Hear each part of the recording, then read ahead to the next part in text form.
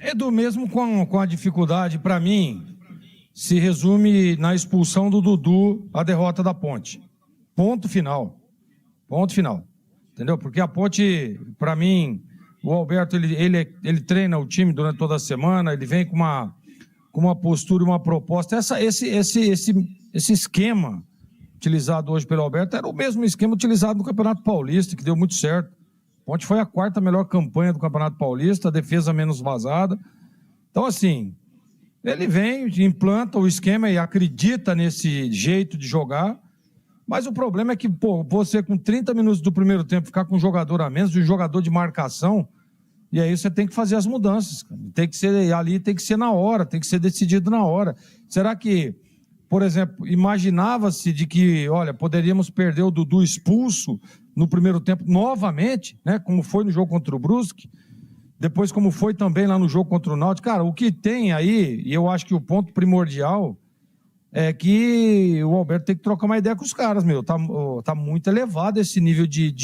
Pô, o Dudu com 30 minutos, 2 amarelos, cara. É um absurdo isso aí. E todo jogo a mesma coisa. Então tem que tomar um puxão de orelha, eu falei isso na transmissão. E eu vou dizer o seguinte, se a Ponte tivesse ficado com 11, e aí 11 contra 11, ela teria vencido o jogo. Porque mesmo com uma dificuldade, mesmo com 10, com 1 a menos, ela foi melhor no segundo tempo. Que defesa que fez o Diogo Silva. Nem bola recuada, só se eu assistir outro jogo. Então, assim, mesmo com um jogador a menos, a Ponte ainda pressionou, bola na trave, chegou, teve em alguns momentos até pressionando para a bola passando ali na área do Ipiranga. Ah, mas o Ipiranga estava ganhando, veio para trás para se defender. Mas aí é você que empurra o time adversário, que tentou aí uma manutenção de resultado. Mas enfim, Edu, para ser rápido e curto e também objetivo, para mim, eu vou credenciar essa derrota da Ponte na expulsão do Dudu.